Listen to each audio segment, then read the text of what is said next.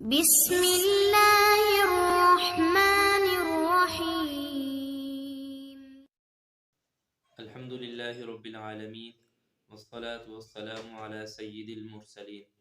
گزشتہ آیات میں اللہ رب العزت نے کافروں کے اور منکروں کے یہود اور نصارہ کے بعض اعتراضات کا جواب دیا تھا۔ ان آیات میں بھی اللہ رب العزت ایک اعتراض کا جواب دے رہے ہیں۔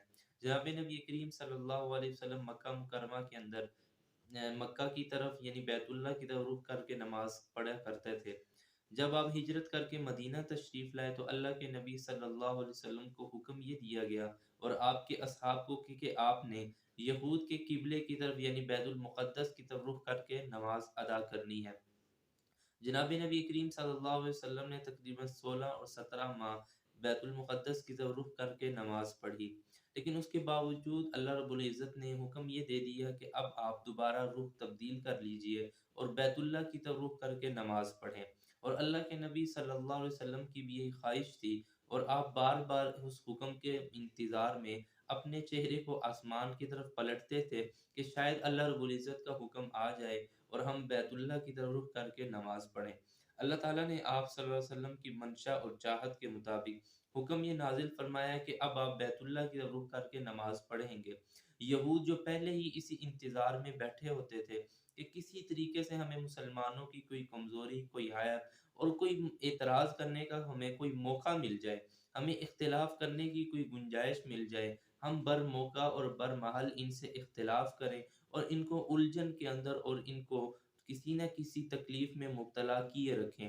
تو ان کو یہ بہانہ مل گیا کہ یہ کیسا دین ہے، کبھی بیت اللہ کی طرف رخ کرنے کا، نماز پڑھنے کا کہتا ہے اور کبھی بیت المقدس یعنی ہمارے قبلے کی طرف رخ کر کے نماز پڑھنے کا کہتا ہے۔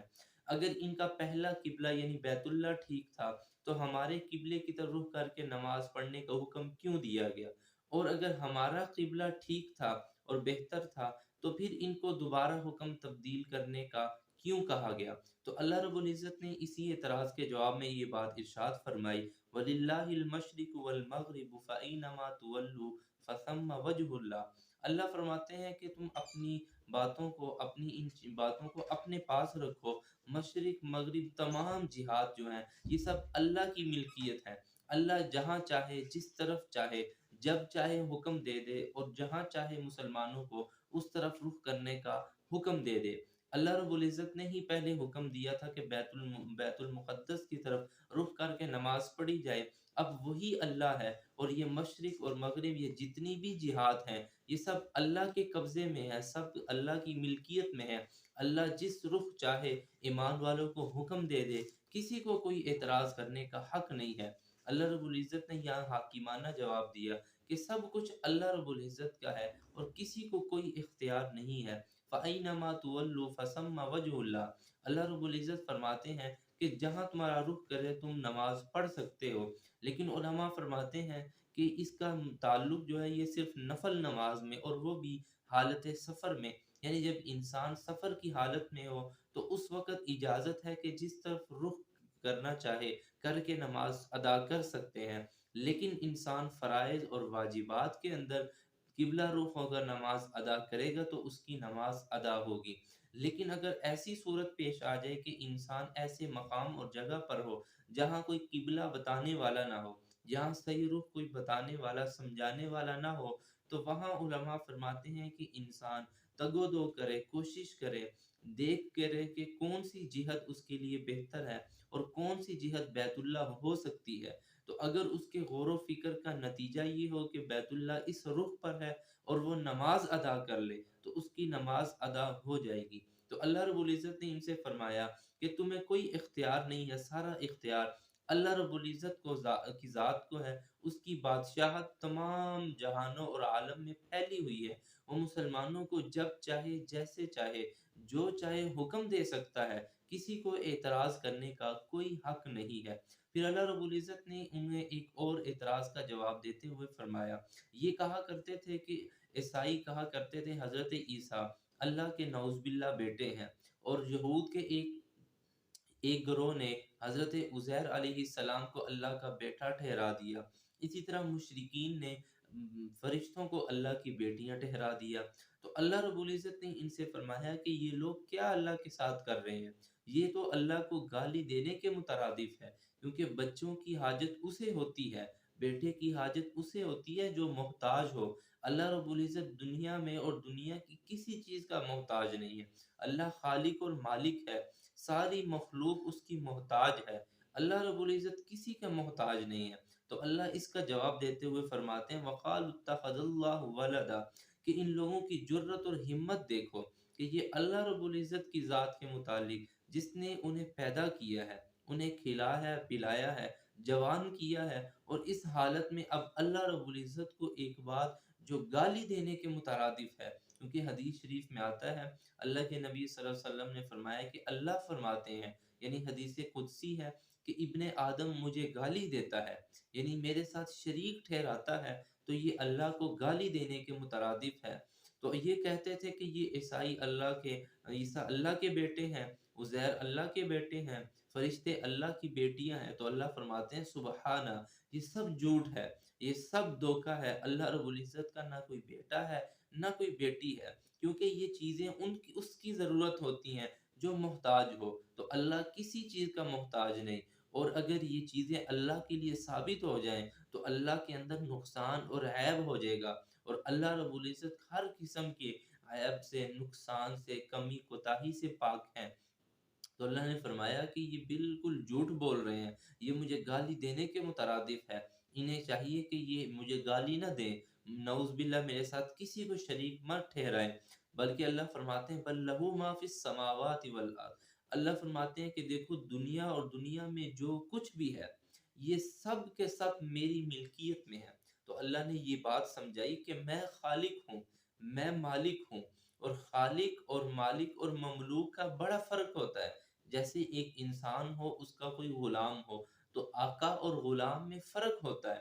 تو اللہ فرما رہے ہیں کہ یہ سب میرے غلام ہیں، یہ سب میرے مملوک ہیں، یہ میری مخلوق ہے، اور میں خالق ہوں، اور خالق اور مخلوق میں فرق ہوتا ہے۔ اگر تم ان کو اللہ کا بیٹا ٹھہراؤ گے، اگر تم یہ ٹھہراؤ گے کہ یہ اللہ کی بیٹیاں ہیں، تو گویا تم نے ان کو خدا کے اندر برابر شریک کر دیا۔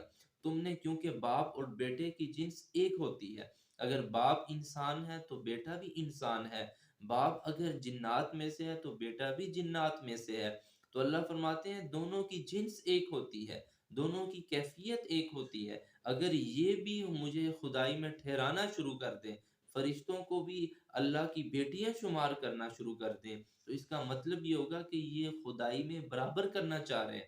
تو اللہ نے اس کا ایک جواب یہ دیا سبحانہ، کہ یہ عیب اور کمزوری ہے، اور اللہ رب العزت ہر قسم کے عیب سے، ہر قسم کی محتاجی سے، ہر قسم کی کمزوری سے اللہ پاک ہے۔ اور پھر اللہ رب العزت نے دوسرا جواب دیتے ہوئے فرمایا کہ بل لہ ما فی السماوات والارض، اللہ فرماتے ہیں یہ ساری چیزیں میری غلام ہیں، یہ ساری چیزیں میری تابع ہیں، یہ ساری چیزیں میری فرما بردار ہیں، اور میں ان کا خالق اور مالک ہوں۔ اور خالق اور مالک میں اور غلام اور آقا میں فرق ہوتا ہے۔ تو اللہ فرماتے ہیں کہ انہیں اتنی سادہ سی بات بھی سمجھ نہیں آ رہی۔ کل لہ قانتون، پھر تیسری بات اللہ نے یہ فرمائی کہ میں ان کا سردار اور آقا ہوں، یہ سارے میرے کتابیں ہیں۔ تم ان انبیاء سے پوچھ لو، کسی ولی سے پوچھ لو، کہ میرے کسی برگزیدہ بندے سے پوچھ لو کہ وہ کس کا بندہ ہے، تو وہ یہی جواب دے گا کہ میں اللہ کا بندہ ہوں۔ حضرت عیسیٰ علیہ السلام کی زبانی اللہ رب العزت نے پہلے ہی قرآن میں یہ الفاظ اتار دیے جو انہوں نے فرمائے تھے کہ انی عبد اللہ، لوگوں سن لو، میں ماں کی گود میں یہ بات کہہ رہا ہوں، علل اعلان کہہ رہا ہوں۔ ماں کی گود میں اعلان کرنے کی ایک حکمت علماء نے یہ بھی بتائی ہے کہ اللہ رب العزت نے انہیں ماں کی گود میں گویائی دے کر دنیا والوں کو یہ پیغام دیا کہ تم بعد میں یہ مت سمجھنا کہ یہ اللہ کے بیٹے ہیں، بلکہ یہ اس بچپن کی حالت میں، یہ اس ماں کی گود کے اندر یہ اعلان کر رہے ہیں عیسیٰ علیہ السلام کہ اے لوگوں سن لو، میں اللہ کا بندہ ہوں۔ لیکن فرق یہ ہے کہ آتانی الکتاب، فرق یہ ہے کہ اللہ نے مجھے کتاب دی ہے، اللہ رب العزت نے مجھے پیغمبری دی ہے، اس نے مجھے ایک مقام اور ایک منصب مرتبہ دیا ہے، لیکن بندہ ہونے میں، غلام ہونے میں میں اسی کا محتاج ہوں۔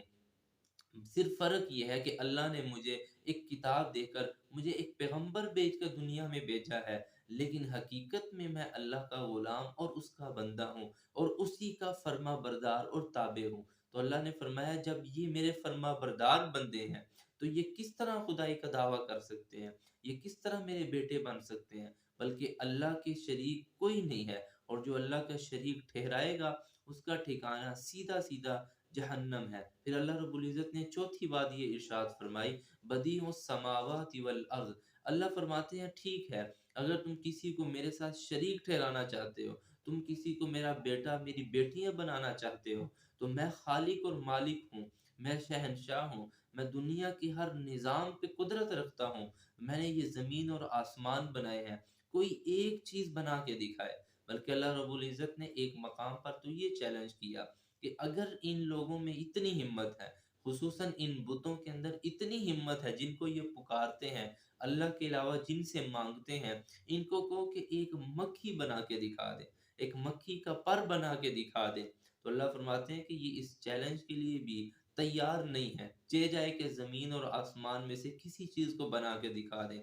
اللہ فرماتے ہیں میری قدرت اور طاقت تو یہ ہے، وَإِذَا قَضَىٰ أَمْرًا، جب میں کسی چیز کا فیصلہ کرتا ہوں، کسی بات کا فیصلہ کر لیتا ہوں، کسی چیز کے بنانے کا فیصلہ کر لیتا ہوں، صرف ارادہ کرتا ہوں، فَإِنَّمَا يَقُولُ لَهُ كُن، تو میں صرف اسے ایک حکم دیتا ہوں، میں صرف اسے کن کہہ دیتا ہوں کہ اے چیز تو ہو جا، اے بننے والی چیز تو بن جا، تو اللہ فرماتے ہیں میری تو اتنی قدرت ہے، وہ چیز فوراً وجود میں آ جاتی ہے۔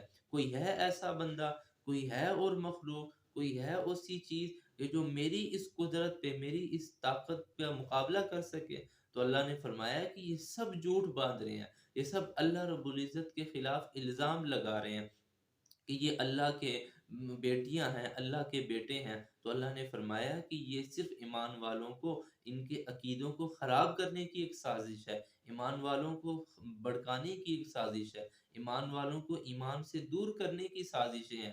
تو اللہ نے فرمایا کہ ایمان والوں کو چاہیے کہ وہ اپنے عقائد پر پختہ رہیں اور ان کی بات پر کان نہ دھریں، کیونکہ اگر ان کے ساتھ اختلاط کریں گے، ان کی بات سنیں گے، ان کے ساتھ میل جول رکھیں گے، تو قریب یہ ہے کہ یہ بھی انہیں کفر کی طرف واپس نہ لوٹا دیں۔ جیسے اللہ نے ایک مقام پر فرمایا کہ ان کا ارادہ یہ ہے کہ یہ ایمان والوں کو دوبارہ کافر بنا دیں، لَوْ يَرُدُّونَكُم مِّن بَعْدِ ایمانکم کفارا۔ اللہ فرماتے ہیں کہ ان کا بس چلے، یہ اندر سے یہی چاہتے ہیں کہ کسی طرح ہم ایمان والوں کو، جو پیغمبر کے ماننے والے فرما بردار ہیں، ہم انہی کو بھی بلا کے پھسلا کے ان کو کسی طریقے سے ہم ایمان سے برگشتہ کر کے اپنا ہم نوا بنا لیں۔